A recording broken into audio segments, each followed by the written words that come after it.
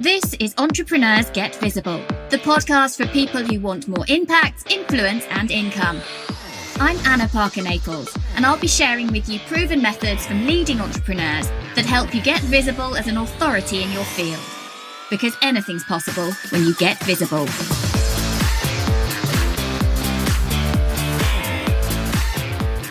Today, we are busting some myths about Facebook ads.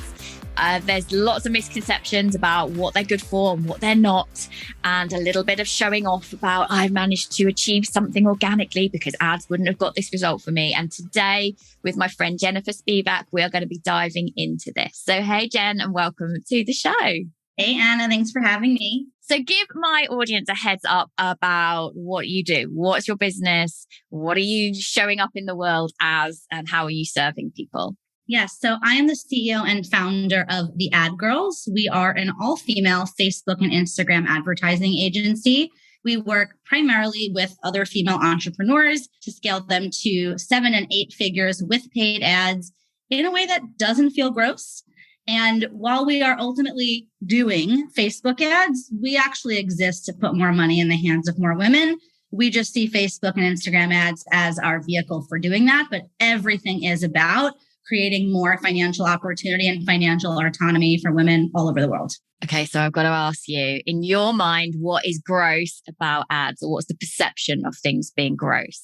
Yeah, so when we talk about the concept of gross, we talk about this concept of doing things in a very bro markety type of way. That's a common phrase that's been floating around the industry. And it has nothing to do with men, by the way. We love men and think that they are fantastic. But there is a style of marketing that is very in a box. This is the way you're supposed to do things. You have to create false urgency and false scarcity and limited time offers that aren't real and webinars that are starting at a certain time. And really, that they're just being recorded and it's evergreen, all of the stuff that says you have to do things this way in order to be successful with online marketing, in order to be successful with ads, has turned off a lot of the clients that come to us from doing ads, from having funnels. They believe that the only way to be successful is to be put into a box and do it a certain way. And that doesn't feel good for them.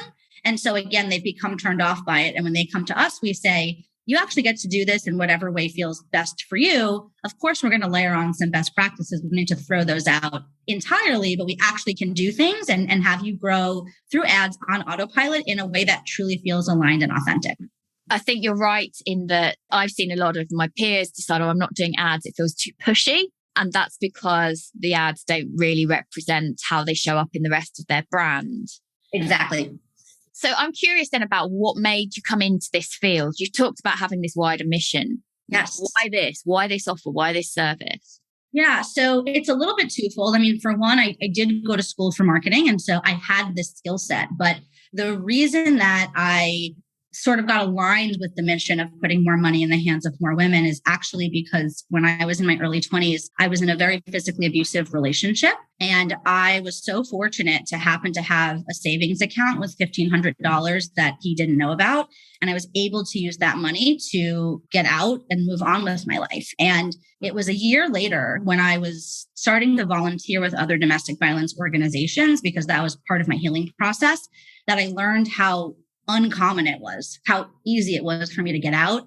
And the fact that I had access to that $1,500 was everything.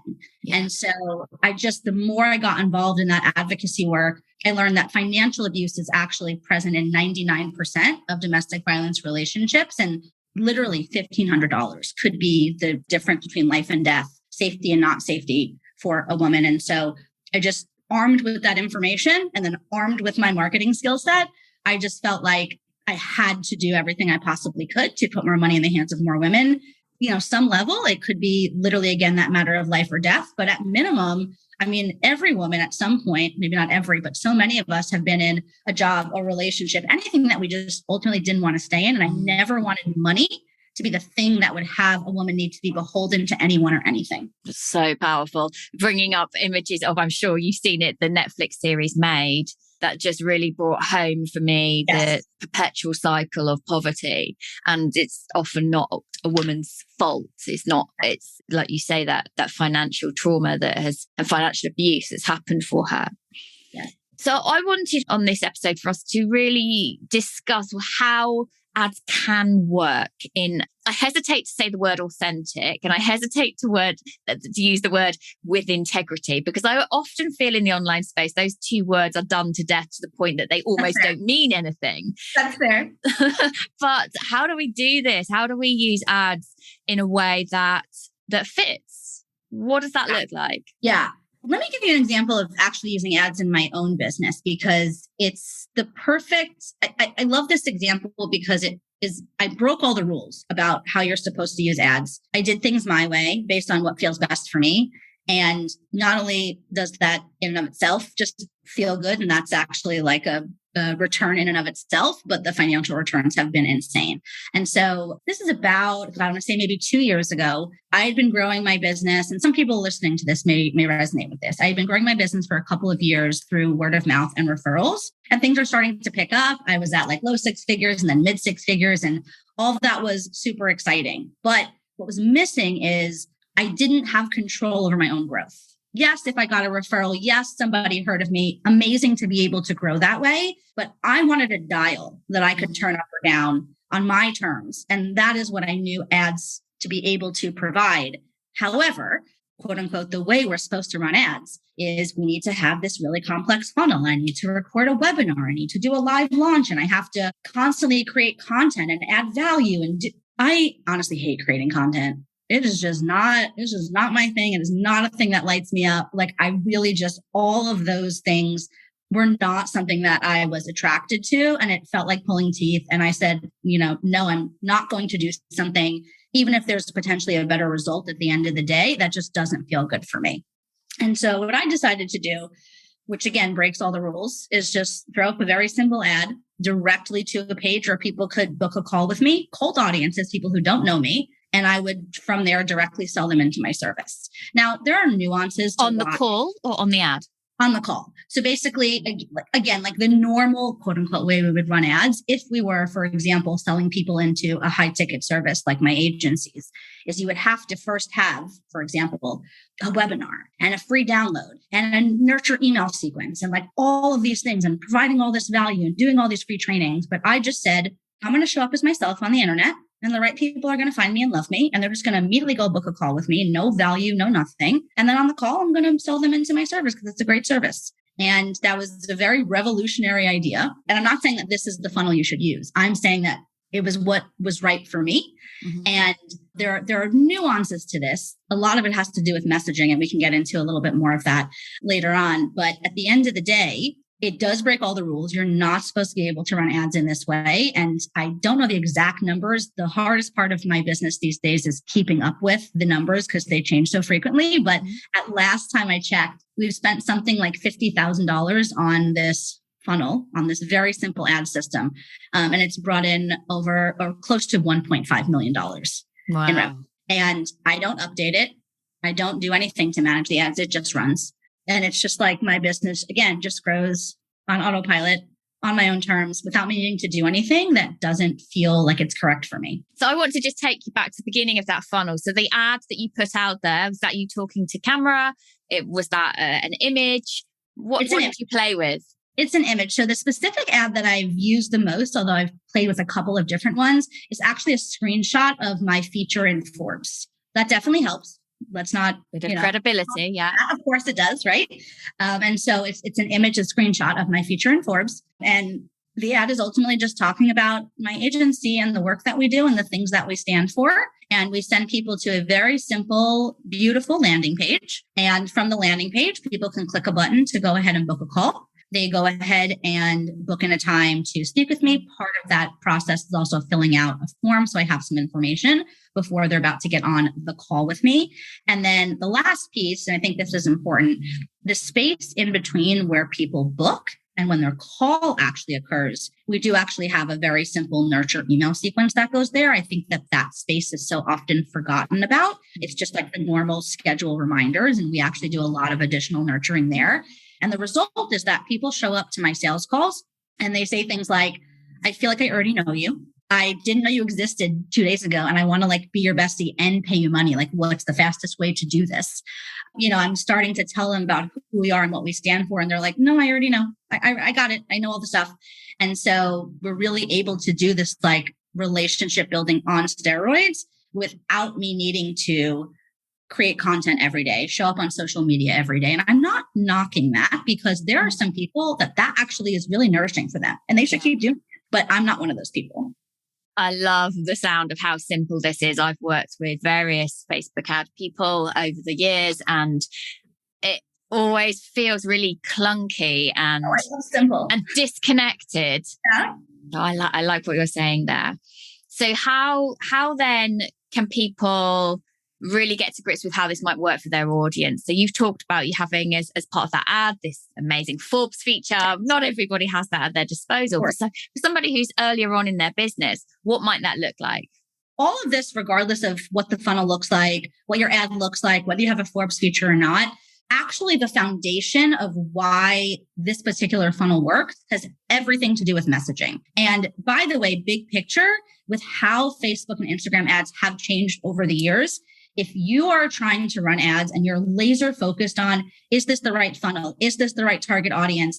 Do I have my pixel set up properly? You're often looking in the wrong direction. The most important thing you want to have dialed in is your messaging. Now, if we're thinking about how crowded the newsfeed is these days, the traditional approach to messaging that we've all been taught, which is a lot about speaking to pain points, actually is not enough to stand out. So let's take the example of a business coach. We're with a lot of clients who are business coaches. Yeah. Off the top of my head right now, I can think of maybe 30 people I know who are business coaches. And that's a smidgen of what, right? Everybody's a business coach. Now, no disrespect, because of course, what each of them does is uniquely different. But from the outside looking in, if you're a business coach and your ad is talking all about the pain points of your audience, in theory, your ad's going to look and sound like the ad of everyone else, right? And so that's not enough. And so our approach to messaging, and this is what I use in my own funnel, is actually this sort of revolutionary concept to stop talking about pain points and start talking about you. Because that's actually the only thing that could be true. Start talking about you as in the business owner, the coach. Yes. And so we do that specifically through 4 different messaging buckets. And I'll walk you through them right now. So messaging bucket number 1 is credibility. That is the Forbes feature, the media logos, the podcast you've been on, results you've gotten for client certifications that you have, the normal stuff. We're used to doing our marketing in that area. But again, that also in and of itself is not enough. So credibility is sort of bucket or section number 1. Then number 2 is vulnerability. And that's that human element, that thing that really has the person on the other side of the screen see you as a human being. For me specifically, that's why I regularly share my story about domestic violence. It has people really feel like I'm not getting on a sales call with an agency. This is like a human being on the woman. Yeah. Yes. Then the 3rd bucket is personality. And I always say that this should be the thing that has your perfect people read your ad and go, I want to have a drink with her after work. I want to be besties with that person, right? Creating that experience of really just who you actually are as a human being. And then the last bucket is feel good. And this is the cherry on top of the cake. All of the other buckets, if we think about it, right? Credibility, I know that this person knows what they're doing and they actually have the street cred to get me results. Vulnerability, I feel connected to them as a human being. Personality, I also want to hang out with them and think they're cool. And on top of all of that, I can feel good about spending my money with this person because spending money with this person or this business furthers something in the world that I care about. And so often the feel good component might be a philanthropic element. Buy one, we donate 10%, whatever it is. And so when you combine all 4 of those things together, what it actually does is it makes competition irrelevant. And so again, going back to my funnel, people show up to my sales calls and they are no longer shopping around for different ad agencies. They have chosen Jennifer. They have chosen the ad girls. They are so indoctrinated into everything that we stand for and everything that we're about. And they want to join our club almost. And so, I want to join your club. It's really powerful. Just the switches in my head. Previously, when we've had Facebook ad campaigns, it's felt like the very machine part of the funnel, the machine part. Everything else comes from that place of real service and joy and excitement. And then I have to do the ads.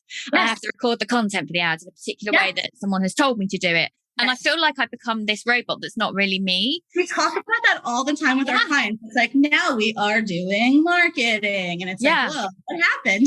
And also, even just the way that I would deliver content for the videos was when you say what you're really doing is finding those people who want to be your bestie, go for a drink with you. Yes. Well, my goodness, how you show up in that respect is so different.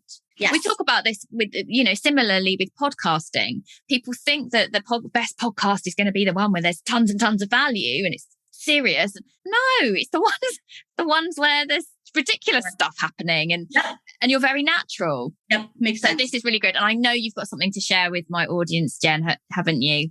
So perfectly tied into what we were just talking about through the lens of the different messaging buckets. We have a free downloadable guide, and it's 100 ad ideas that make competition irrelevant, broken down by credibility, vulnerability, personality, and feel good. So for your audience, I've made a special link that anybody can go to. That's going to be the adgirls.com/getvisible. And there you can opt in for your free 100 ad ideas guide. I'm loving the concept of the buckets. I'm all over a bucket. I hope that if you're listening, you do go and grab that. Jennifer knows what she's doing. She knows what she's talking about. She's supporting some incredible businesses. And I've had various forays into Facebook ads and they haven't always been great experiences. So go and work with someone who cares about this stuff. And I think that's important. Like you say, is tapping into that vulnerability and that human side. So thank you so much for coming on to the show today, Jennifer. It's been fabulous to have you here. Thank you, Anna. All right. Take care, guys. And I hope you listen in very soon. Thank you for listening to Entrepreneurs Get Visible. To get your free checklist on how to raise your profile and to find out about our community, go to annaparkernaples.co.uk/get visible.